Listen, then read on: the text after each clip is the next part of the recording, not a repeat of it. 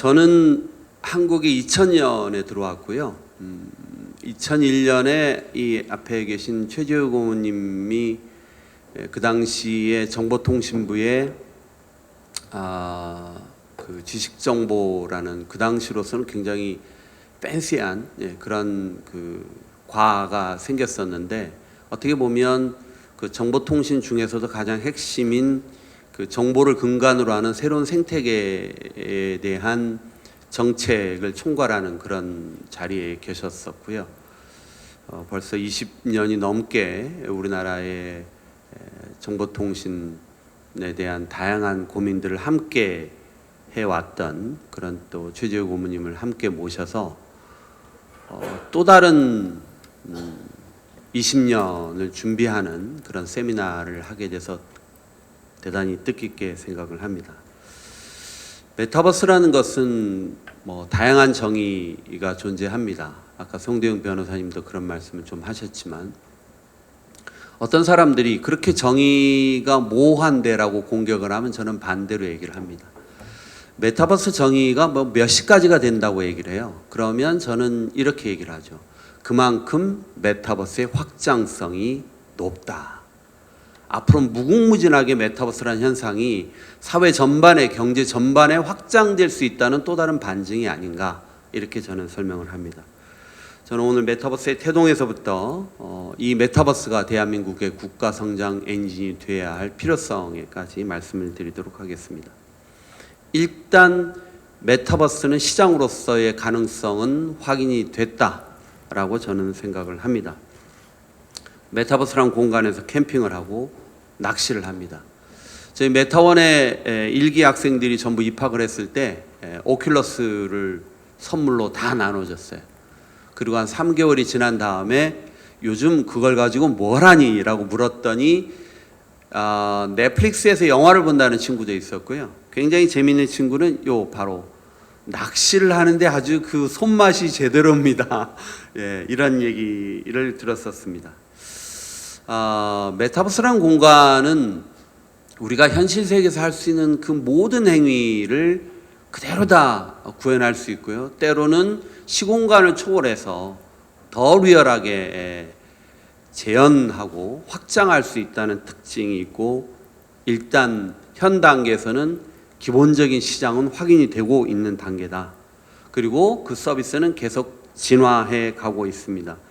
양축을 보시면 한쪽은 freedom of creation, 그러니까 얼마나 컨텐츠를 만들 수 있는 자유도가 높은가라는 거고요. 또 한 축은 소위 transaction, 그 크리에이션의 결과를 얼마나 자유롭게 재화로 또는 캐시로 소위 모니타이즈 할 수 있느냐에 대한 이 트랜잭션의 자유도입니다. 자유롭게 만들고 자유롭게 만든 결과를 또 자유롭게 트랜잭션 할 수 있는 그 공간이 메타버스라고 놓고 봤을 때, 현재 왼쪽 하단에 제페토, 이프렌드, 게더 이런 쪽들이 결국 어디로 갈까요? 로블록스, 샌드박스 쪽으로 진화를 해 나가고 있는 것이 현재 메타버스가 가고 있는 큰 방향성이다, 이렇게 볼 수 있고요. 저 그림으로 놓고 보면 대한민국이 처한 메타버스 현실은 참 갈 길이 좀 아직도 많이 남아있다. 어떻게 하면 창작의 자유도를 높일 것인가, 어떻게 하면 소위 트랜잭션의 자유도를 높임으로써 가상융합 경제가 결국 대한민국의 미래 경쟁력이 되게 할 것인가, 이 숙제를 여전히 우리는 가지고 있다, 이렇게 볼 수 있을 것 같고요. 향후 수요 전망을 보시면 메타버스의 요소들을 한번 보실까요? 디지털 커런시, 그렇죠? 예. 그 다음에 각종 관련된 이 경제 활동의 주체로서의 여러 개념들이 앞에 쭉 놓여 있습니다. 거기에 이제 소위 우리가 얘기하는 쇼핑이라는 소위 커머스의 개념. 우리가 보통 M 커머스 하면 지금 모바일 커머스를 얘기하지만 얼마 멀지 않아서 M 커머스 하면 그거는 메타버스 커머스를 지칭하게 될 것이고요. 우리가 지금 즐기고 있는 다양한 형태의 미디어 커뮤니케이션, 엔터테인먼트 기능들 전부 메타버스에서 할 수밖에 없고요. 오른쪽을 보시면 결국 전 세계 모든 조직들, 그게 사회적 조직이든 경제적 조직이든 상당 부분 메타버스를 위한 제품과 서비스를 갖출 수밖에 없고 2026년이면 25%의 사람들이 최소 하루에 1시간 정도를 메타버스에서 보내게 될 것이다. 이런 전망도 나와 있습니다. 자, 이게 이제 제가 메타버스 생태계라고 그린 그림입니다. 옆에 이제 바이 현대원 이렇게 쓰면 더 좋을 텐데 딱 한 장으로 한번 정리를 해봤어요. 그랬더니 이런 그림이 나옵니다. 메타버스 생태계에는 3개 엔진이 작동을 합니다. 당연히 AI고요, 빅데이터고, 그 다음에 클라우드가 3개 엔진이고요. 그 안에 3 엔터티라는 3개의 메타버스의 3요소가 존재합니다. 하나는 크리에이터고요, 더 이상 유저가 아니죠. 그 다음에 코인, 빼놓을 수 없고, 다오라는 적극적인 이용자 집단을 3요소로 보고 있고요. 8가지 이네이블러들이 있습니다. 하드웨어, 네트워킹, 컴퓨팅 파워, 버추얼 플랫폼, 툴스 앤 스탠다드, 페이먼트, 컨텐트, 서비스 앤 에셋, 유저 비헤이비어라는 이 8가지의 이네이블러가 함께 작동하는 것이 메타버스 생태계예요. 이것들이 결국 비즈니스에 또는 소셜 커뮤니케이션에 다양한 형태로 접목이 되면서 앞으로 사회의 변화와 경제 발전을 주도하게 될 것이다 라는 것이고요. 현상적으로 놓고 보면 지금은 특히 이제 2023년부터 인더스트리얼 메타버스의 현상이 대단히 두드러지고 있습니다. 즉 메타버스가 기존 산업의 섹터에 메타버스의 특장점들이 장착이 되면서 기존 산업이 새로운 어떤 엔진이 작동되게 되는 현상들이 벌어지고 있죠. 교육 분야라든지 헬스케어, 뭐 교통, 국방, 뭐 우주 탐사에 이르기까지 상당히 많은 산업들이 메타버스를 장착하는 소위 인더스트리얼 메타버스의 시대가 열려가고 있다, 이렇게 보면 될 것 같고요.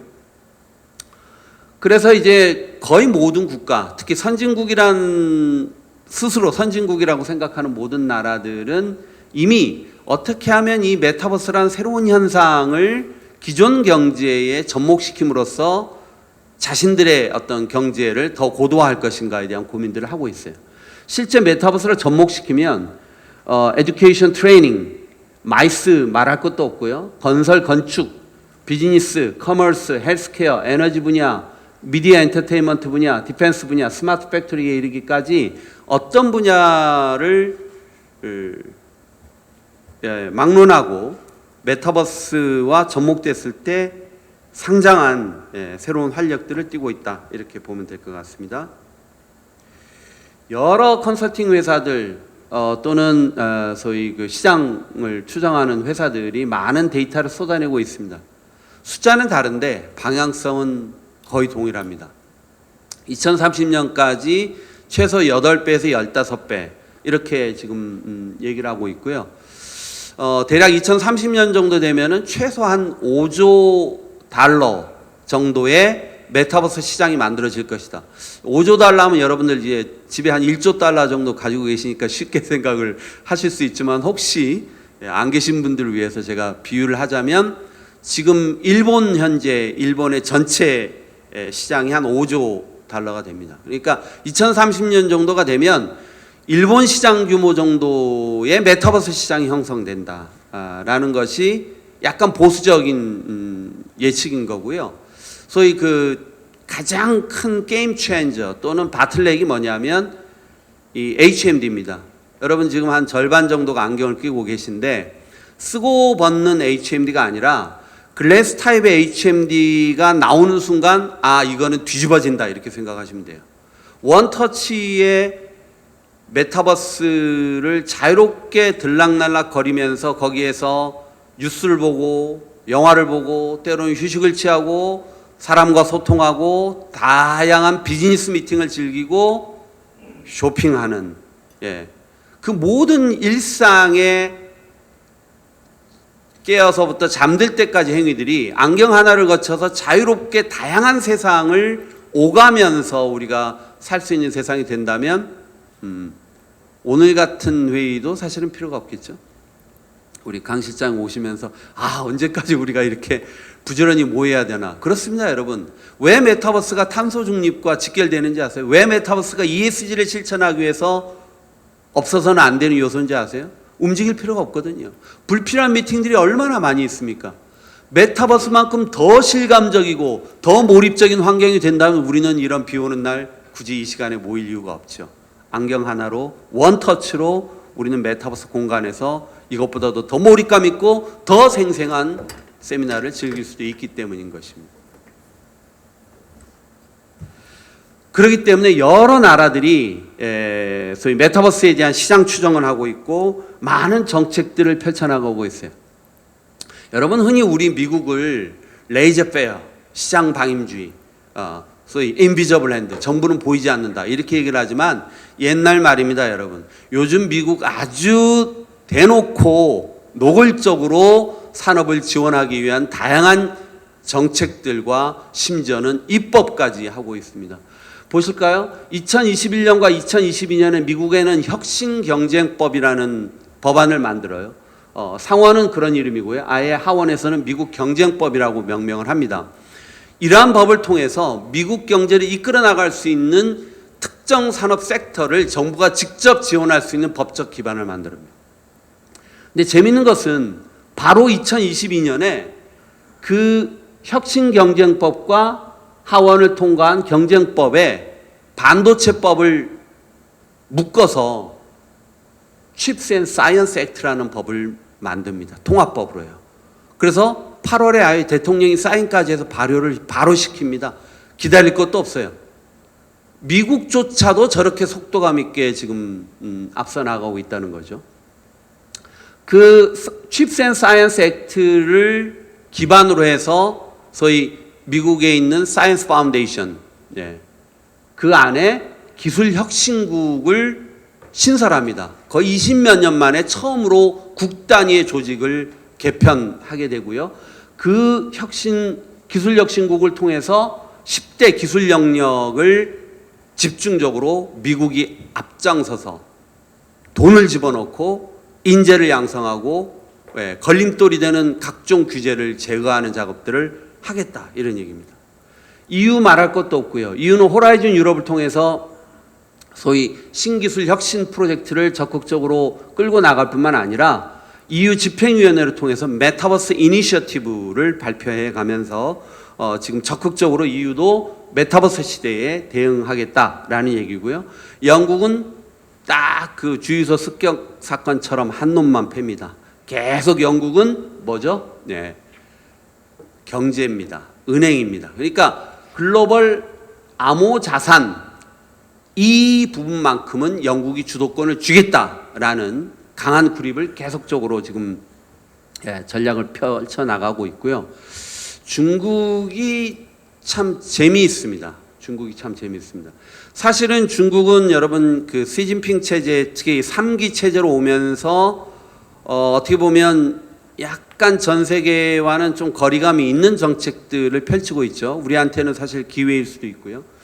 그런데 중국조차도 굉장히 메타버스를 강조하고 있는데 이게 뭐 우리한테는 다행일 수도 있지만 현재로서는 가상자산 쪽은 불법화시켰기 때문에 대부분의 정책이 보면 하드웨어 쪽으로 좀 집중돼 있어요.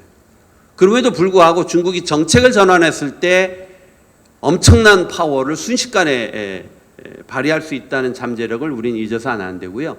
중국은 지금 보면 주로 지방자치단체들, 샤먼시라든지 광저우, 베이징 이런 쪽에 지자체 중심으로 메타버스를 자신들의 특화 전략으로 가기 위한 그런 정책들이 나오고 있고요.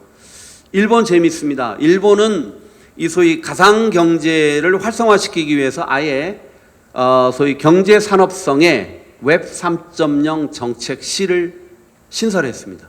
그래서 소위 웹 3.0의 소위 토큰 이코노미와 연관된 여러 정책을 하는 부서들의 기능들을 다 모아서 웹 3.0 정책실을 신설을 했고, 올해 미국의 10대 기업, 여러분 잘 알고 있는 뭐 후지츠, 뭐 미쯔비시 이런 기업들이 모여서 일본 메타버스 경제 구역이라는 걸 만듭니다.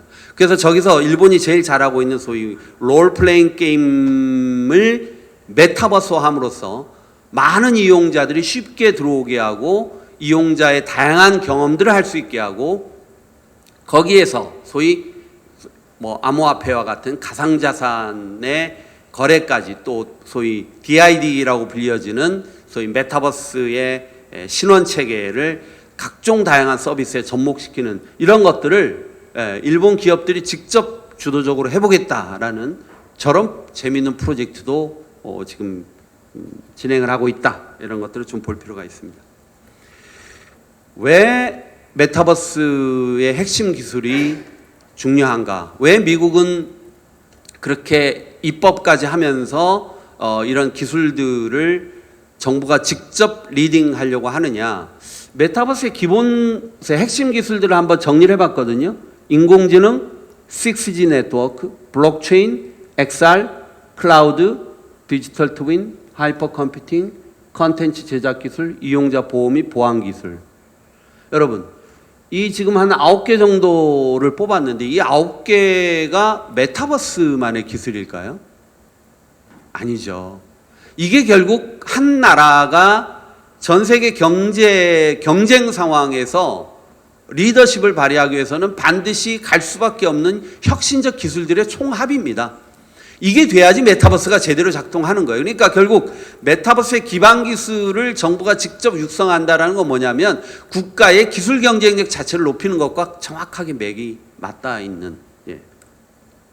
그런데 아쉽게도 이렇게 보시는 것처럼 인공지능, 클라우드, 디지털 컨텐츠 기술, 블록체인 기술, 하이퍼 컴퓨팅 기술, 이용자 보호 및 보안 기술, 우리 한국이 있고 그 바로 다음이 미국이죠. 대략 기술 차이들이 다 있잖아요. 다 1년이 넘습니다. 정부가 나서지 않으면 안 되는 이유가 바로 저는 이 장표에 있다고 생각을 합니다. 민간 기업의 힘만으로 이 1년이란 기간, 1년은 금방 따라잡을 수 있을 것 같잖아요. 우리가 1년 동안 노력하는 동안 앞선 국가는 더 멀리 가겠죠. 그러니까 우리가 소위 점프 스타트라고 얘기합니다. 왜 그 추운 겨울날 자동차가 죽었을 때 그 배터리를 점프 스타트 하듯이 정부가 이 점프 스타트의 역할을 해주지 않으면 이 1년이라는 기간은 굉장히 따라잡기 어려운 기간이에요. 그러니까 정부가 정책을 통해서 엄청난 각종 다양한 지원책을 통해서 정부와 민간이 죽기 살기로 협력을 해야지만이 그것도 한 3, 4년 후에 극복할 수 있는 시간이 1년이거든요. 메타버스는 진화를 합니다. 제가 요즘 다시 책을 쓰기 위해서 여러 가지 자료를 좀 들여다보는데 유니콘에 주목하지 않을 수 없죠. 저는 항상 책을 쓰기를 시작할 때 유니콘 동향을 봅니다. 2019년과 2023년을 이렇게 좀 비교를 해보니까 전 세계적으로 보면 유니콘 기업 수들이 굉장히 많이 늘었어요. 한 800개에서 막 1600개, 한 2배로 늘어나는데, 재미있는 것은 미국은 200개에서 한 600개로 3배 정도 늘어났고요. 중국은 200개에서 한 300개 정도로밖에 늘어나질 못했어요. 지금은 2013년 기준으로 보면 유니콘 기업상으로 놓고 봤을 때 2019년에는 200개 거의 동등했는데 지금은 미국은 600개, 중국은 300개밖에 되지 않아요. 코로나를 거치면서 미국의 강한 주도권이 세계 경제를 이끌어가고 있다는 게 유니콘 동향만 봐도 알 수 있어요. 왜 제가 이 말씀을 드리냐? 대한민국이 2019년에 대한민국 유니콘이 한 6개였거든요. 지금 한 20개 정도 돼요. 그럼 제법 늘었다. 18개죠.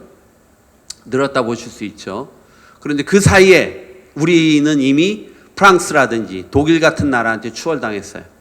그리고 우리보다 조금 높았다고 생각한 이스라엘과는 더 간격이 벌어져 있는 거예요. 이게 현실이라는 겁니다. 이게 정부가 지금보다도 훨씬 더 적극적으로 강한 구립을 쥐고 이 섹터에 대한 책임감을 가지고 나가야 되는 이유고요. 국회가 이것을 강하게 뒷받침해야 되는 이유입니다. 우리나라의 현 주소 자체를 가만히 들여다보면 결코 쉽지 않은 상황이라는 거죠. 근데 질적으로 내용을 들어가 보면 더 심각합니다. 우리나라 유니콘 기업의 절반이 뭐냐면 소위 소비 시장이에요. Consumer and Retail. 소비자 대상의 소매업이에요. 소비자 대상의 소매업. 즉 국경을 넘어서면 전혀 힘을 발휘하지 못하는, 어딘지 아시겠죠, 여러분?